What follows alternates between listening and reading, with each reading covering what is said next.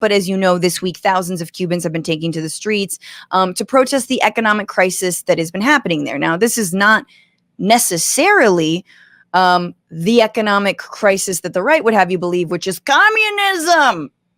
But it is the worst economic crisis the country's faced since like the early 90s after the Soviet Union fell.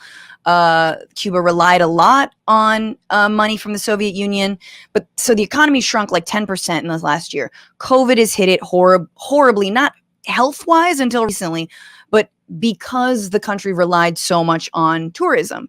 The other thing that happened is that these Trump sanctions, he boosted the sanctions on Cuba. Those hit at the end of 2020, and now we're sort of seeing also the reverberations. So there's a number of things that are at play. What that means for people in the streets and people in their homes: shortages of food, shortages of medicine, shortages of electricity, rolling blackouts. So, you know, Texas in the year 2021. And all of us when the pandemic hit, you know, every time we see food lines, of course, the United States, we're like, do not, this is capitalism, right? But anyway, we'll get into that. So I just wanted to play a little clip of this independent journalist from an organization called Belly of the Beast, which does independent reporting from Cuba. His name is Daniel Montero, and he was on Democracy Now! And I really appreciated what he had to say. And then, Nato, I want to sort of get your initial thoughts on sort of the this first wave, like this, what has been happening and why. Here he is. Let me see if I can correctly do this. Bueno. Okay, here we go. What happened this July 11th was historical. There's no denying that. I mean, not since 1994, thousands of people had taken to the streets. And back then, it had to do with another major economic crisis we had, that one caused by the fall of the Soviet Union. The thing is that right now, a big number of things have combined. Like, we're not only going through the hardest moment of the pandemic in Cuba. We had been doing very well with the pandemic so far, but in the last months, things have not been well. We have thousands of cases. At the same time, there's big lines people need to do just to acquire the basics. There's no medicine. So all of these things have come together. And at the same time, I would say that everything people are seeing on media, especially media based out of Florida, that people now, everyone has access to internet in Cuba. I would say that the picture they're painting to their audience is that one of a country falling to pieces. We need help from wherever we can get it. So I think that when all of these things came together, then this happened. Several cities across the country, people went to the streets. And of course, the biggest ones happened here in Havana. I was in downtown Havana. I saw thousands of people there. They were calling for the end of communism. They were calling for a change. But the combination is interesting because when you hear the things they're saying when they sing together, it's all about the politics of it. But when you talk to them, we were doing interviews in the streets. When you talk to them, they were just like, we just want more food. We just want medicine. We just want the basics. And I think that is quite an interesting combination. There were violent encounters in the streets. In the area I was in. Okay, I'm going to stop him right there and just sort of talk about that. So it's sort of what I was saying before, but he was basically like, some people are calling for the end of communism, but also when you ask them, what exactly are you talking about? People will talk about the very real conditions that are being suffered right now. But Nato, can you give me your sense of having lived in Cuba and having sort of what those conditions are and what they are not as compared to maybe other countries in Latin America or the Caribbean, and whether you saw some of this like initial unrest and sort of grumblings as well when you were there not so long ago? Yeah. I mean, the crux of my point is to think of Cuba as a normal place. And to think of Cubans as normal people, and what that means is that in the United States, when people talk about Cuba, it's as an argument for an abstract idea about is socialism a success or a failure, full Yes. stop, binary question. And that's a very like outside view. And what, I mean, similarly, like, some people have been posting that, when the Black Lives Matter marches happened last summer, some people were calling to like for a complete abolition of the U.S. state, but most people wanted police to stop killing Black people. And Right. so like, it's the nature of protests that people show up wanting all kinds of different things, right? Like, the Women's March included a range of like people who just wanted Hillary Clinton to be the capitalist, warmonger, imperialist president, and people who like were anarchists. Like it was the whole spectrum, right? Yeah, it was a beautiful time. It was a beautiful time. Moment. It was a united front. Like in San Francisco, we have this guy Frank Chu who shows up at protests in a suit with a homemade sign that says 12 galaxies guilty to a Blacktronic society, and he's like a local. And here everybody knows like, oh, that's a local character. Frank Chu is here with his Blacktronic society sign, but it's like if someone from another country came in and were like, all of San Francisco believes in the Blacktronic society, that would be nonsense. You know what I mean? So, dude, I want to now know more about the Blacktronic Society, but that's a different pod. So, yeah. When you're older. So and so like, and Cuba is, so when there are problems, Cuba definitely has problems. And in some ways, like people on the left in the U.S. sort of come at it from the place of like very like solidarity with with the Cuban people and the Cuban Revolution and like anti-imperialism, and I get all that, but also I've spent enough time in Cuba and have enough friends there, that like I have to be a little bit measured about that because my Cuban friends are pretty pissed off, like that there's a high level of frustration with how messed up things are, but mostly like the dude was saying. I know some people who were like socialism failed. That's their perspective. In Cuba. Like we're evidence that socialism failed. But there's a whole lot more people who like the idea that of a safe country with no violence and no drugs and no gangs and no crime, who like the idea of universal literacy and universal education, who like the idea of mass subsidy for the arts and transit, who like the idea of everyone having health care, right? That there's a lot of stuff that people take a lot of pride in and really care about, and they don't want unfettered capitalism. They don't want to be like Haiti, which is really the alternative.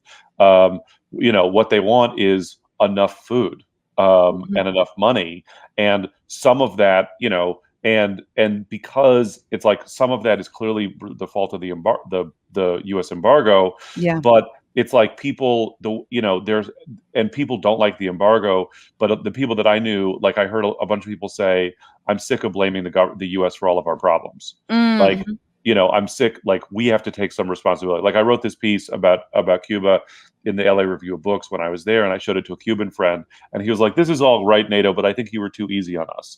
You didn't say enough about our own victim complex as a people. And I was like, dude, I'm not going to write that. That's your story.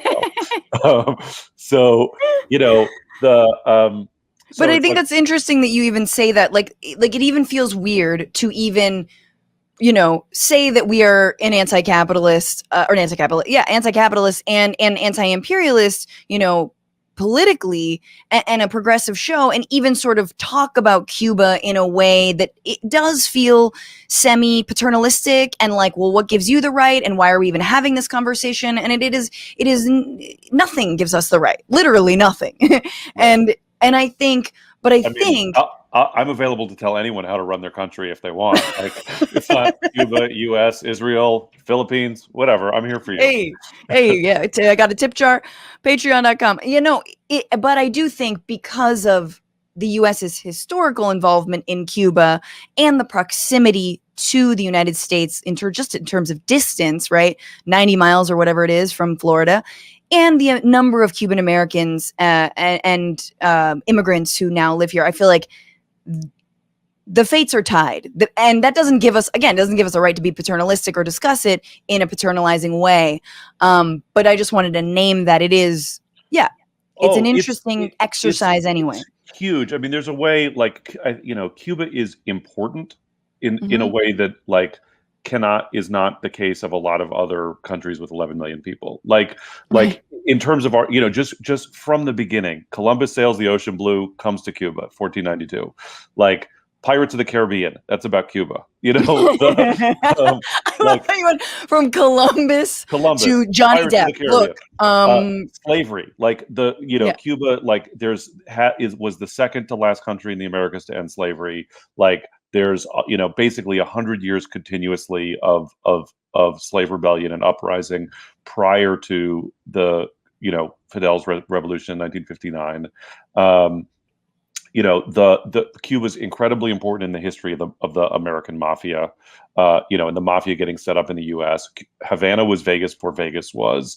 Like the counterinsurgency strategies that the U.S. ends up developing in Vietnam were first attempted in Cuba and failed in the Bay of Pigs, and then get refined in Vietnam. Like both the Cuban left and the Cuban right, like ends up being a through line since for the last 60 years that are important. Like the Cuban right turns up again and again across the Americas as whether it's in involvement with dictatorships and coups in other countries in South America or in Central America, involved in the drug trade. The Cuban left ends up being an inspiration. Cuba is sending people to. Cuba is the only third world country to project itself in foreign policy terms internationally in that way. Like Cuba plays a critical role in ending apartheid in South Africa. Like if you talk to South Africans, revolutionaries who were part of that, who were like, that Cuba sent thousands of soldiers to Angola. It was the first military defeat of the apartheid government in the 70s. That was a turning point. That was like the first crack in the edifice of apartheid. And so South Africans have this incredible, connection because of Cuban solidarity in the Angolan struggle. So like there's this incredible and I think the other part of it is that, the revolution was successful, right? And like I think, what are we now?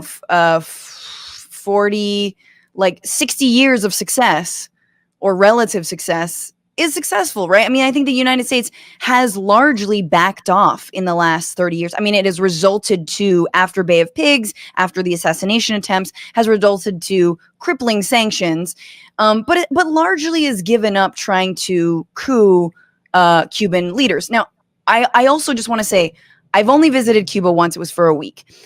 I had been living in Argentina before that for 5 years. We've talked about this a billion times.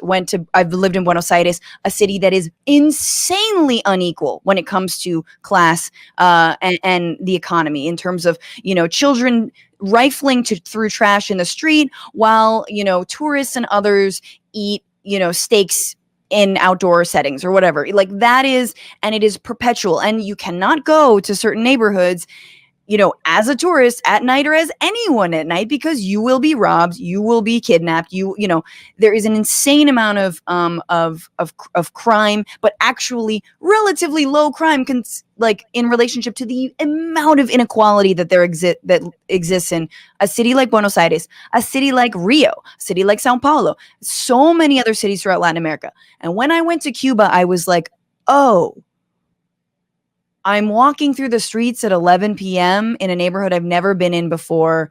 Yes, I speak Spanish. That's nothing. It doesn't matter. I was like, people don't seem like they're about to, they need to rob me and take my phone to make ends meet. Now, that could be because the consequences for them doing so would be far greater. But I've never actually been in a place that felt that safe in Latin America as Cuba.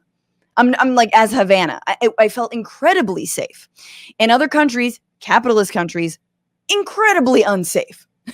Right. So I just wanted to name that. And the other thing, these are anecdotes, and I know, NATO, you've got a billion of them, but I remember this woman talked to me and she was like, oh, did you bring any dresses or shirts from the United States that you could give me? And, and I was like, I'm sorry, I don't have anything, and she's like, oh, we don't have any, we don't have nice stores here. We really want stores. And I was like, yeah, we've got nice stores, but we don't have healthcare for all or good education. And she was like, oh, She looked at me with this like disgust, like, oh, that sucks. Those are important things to me.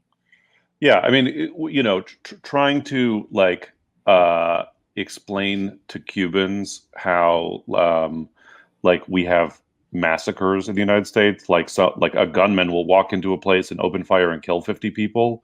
They're just like, that's horrific. Like people will get arrested in your city for being homeless. That's horrible. So but again, it's like so there's this incredible deprivation there. Like there's not enough food, like there's not enough money. And I think, if I were like so people have frustrations with the government, and because the government controls the economy, sort of the default is like to be mad at the government about stuff. Like there's no sense of personal responsibility, or like you pull yourself up by your bootstraps, because the government runs the whole economy. So like there's no one else to blame, like to take your protest to. And it's there's a level of there's a real generational divide. Like the people who sort of came into adulthood before the fall of the Soviet Union still have some memory of like the sort of good old days of revolutionary strength, and people who became adults in the 90s or later only, in my experience, are much more cynical because their memories, are only of hardship.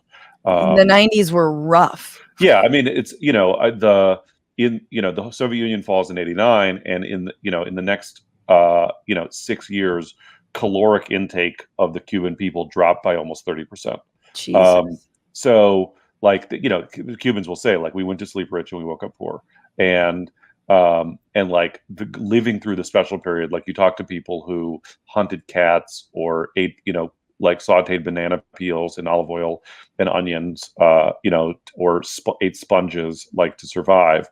And so it was a real like generational trauma what they went through in the special period, and they're going through it again. But it's not like when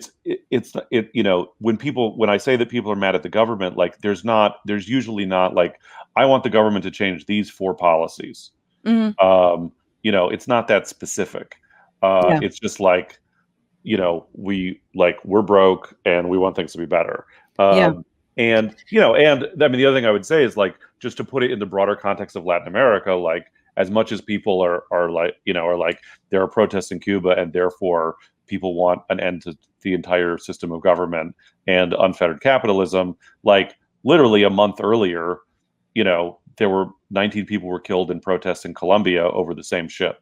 And the president in Colombia is a right-wing Trump supporter, and no one is drawing similar conclusions about Colombia. Like, the problems of Cuba are problems of, I mean, I said, like, Cuba, I said to somebody recently, Cuba is a plundered Caribbean country first and a socialist country second.